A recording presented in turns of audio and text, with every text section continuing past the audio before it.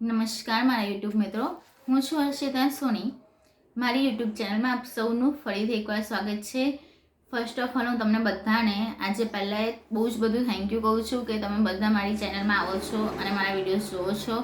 અને હું એવી આશા રાખું છું કે તમને બધાને મારા જે પણ ઉપાયો છે, જે પણ વિડીયોઝ છે એ ક્યાંક ને ક્યાંક રીતે હેલ્પ કરતા હશે અને તમને રિઝલ્ટ મળતું જ હશે.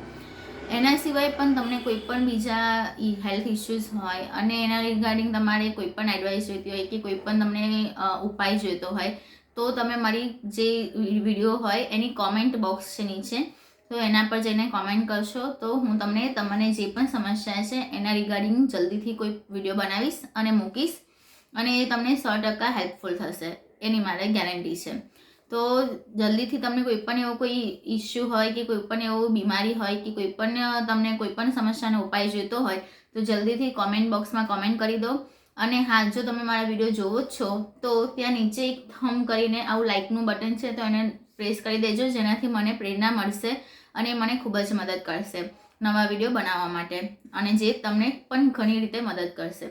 તો મિત્રો, આજે જે હું તમારી પાસે ઉપાય લઈને આવીશું એની વાત કરીએ તો કે એકદમ ભયાનક ઉધરસ થઈ હોય, શરદી ઉધરસની જે સમસ્યા છે એમાં ભયાનક ઉધરસ થઈ ગઈ હોય અને એ ભયાનક ઉધરસમાંને કાયમ માટે જડ મૂળમાંથી નાશ કરવી હોય તો શું કરશો?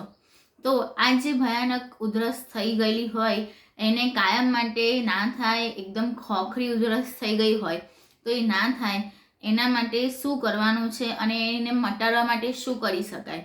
તો મિત્રો, ઉધરસમાં એમ પણ ઘણા બધા ટાઈપ હોય છે.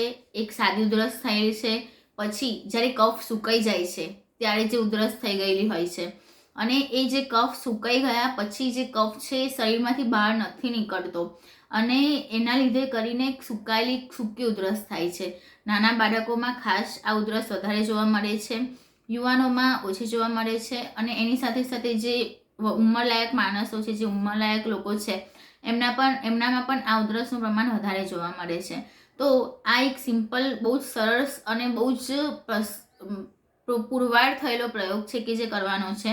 તો મિત્રો, કેળના પાન, કેળા તો આપણે બધા ખાઈએ જ છીએ, તો એ જે કેળા છે, જે કેળાના પાન લેવાના છે અને એને તમારે એની રાખ કરવાની છે. હવે તમે રાખ કોઈ પણ રીતે કરી શકો છો, કાં તો તમે કેળના પાન છે એની રાખ એને તાપમાં મૂકીને પણ પાન સુકાઈ જાય અને એની રાખ જો થઈ જાય તો એ રીતે પણ કરી શકો છો, કાં તો તમે એને ગેસ પર પણ ગરમ કરીને એની રાખ થઈ જાય ત્યાં સુધી એ કેળના પાનની રાખ લેવાની છે. આપણે એવી રાખ બનાવીને તમારે સ્ટોર કરી રાખવાની છે.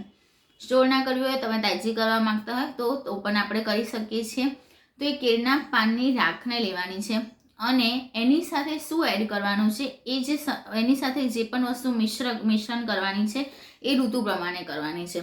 તો મિત્રો, જો ઉનાળો હોય તો સિંધવ મીઠું, એ કેળના પાનની રાખ 3 થી 4 ચપટી લેવાની છે અને એની અંદર સિંધવ મીઠું થોડું નાખી દેવાનું છે અને મિક્સ કરીને એને લઈ લેવાનું છે. એ જે મિશ્રણ છે એ તમારે લઈ લેવાનું છે. તમારે દિવસમાં 2 થી 3 વખત આ વસ્તુ કરવાની છે અને તમે માનશો, તમે 3-4 દિવસ કરશો તમને તરત રિઝલ્ટ દેખાવા માંડશે. અને જેવું તમે રિઝલ્ટ દેખાવા માંડે તો તમે આ પ્રયોગ 10 થી 15 દિવસ સુધી કન્ટિન્યુ કરજો. 10 થી 15 દિવસ સુધી તમારે કરવાનો છે કે જેના કારણે તમને ઉધરસ જડમૂળમાંથી મટી જશે. એની સાથે સાથે ઉનાળો હોય તો સિંધવ મીઠું લેવાનું છે, જો શિયાળો હોય તો સૂંઠ એ વાત અને પિત્તની પ્રકૃતિને જડમૂળમાંથી નાશ કરે છે. એટલે કેળના પાનની સાથે થોડી સૂંઠ નાખવાની છે અને પછી તમારે ખાઈ જવાનું છે. અને જો જે વાત અને પિત્તની પ્રકૃતિ છે, સૂંઠ એ આદુમાંથી બને છે. આદુને સુકાવી દેવામાં આવે છે અને પાવડર કરવામાં આવે છે, જે સૂંઠના રીતે આપણે ઉપયોગમાં લઈએ છીએ. તો જે ઉધરસ છે એને મટાડવા માટે ખૂબ જ મદદ કરશે. અને એની સાથે સાથે જો ચોમાસામાં હોય તો મધ લેવાનું છે. મધમાં એ એન્ટી એજિંગ પણ છે અને સાથે સાથે એ એન્ટીબાયોટિકનું કામ કરે છે. મધમાં એટલા બધા રોગો સામે રક્ષણ મેળવવાની શક્તિ છે કે ઘરમાં તમારે એક મધની બોટલ તો રાખવી જ જોઈએ. હંમેશા ઘરમાં મધની બોટલ રાખવી જોઈએ. તમે મધ એકલું પણ દિવસે રોજે લેશો પાણી સાથે તો પણ કંઈ નુકસાન નથી અને ફાયદો છે જ.